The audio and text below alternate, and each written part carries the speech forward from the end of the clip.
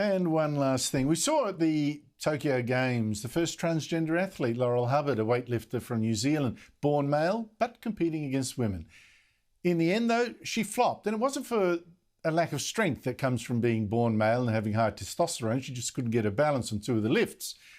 And personally, I wish her all the best. It cannot be easy being her, and she'd be getting a lot of abuse. I wish she wouldn't, so I don't like that. But there is also a lot of abuse now in this cancel culture for anyone who might say that this, a born male competing against women in a strength event, is unfair to women. It shouldn't happen. And that's why the gold medal winner from China thought it was perhaps much smarter to say nothing at all when she was asked her opinion afterwards.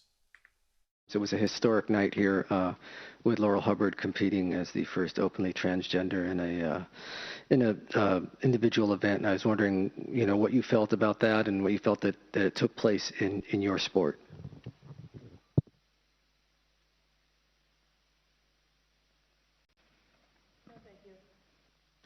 No, thank you.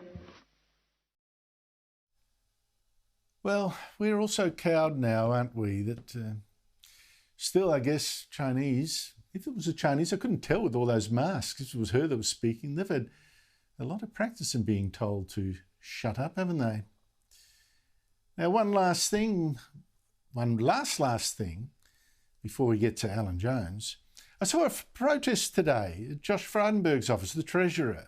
Extinction Rebellion people having a tanty, supergluing themselves to his office and also chaining themselves. And this is what I don't get. Apart from the fact they're incredibly selfish, their way or no way, why do they wait? Why do police come around and unglue them? Personally, I'd leave them glued all overnight. That's what I'd do. That'd stop it. Alan Jones is next. He's glued to Sky News. Thank God. I hope you're glued to his show. From me, though, good night.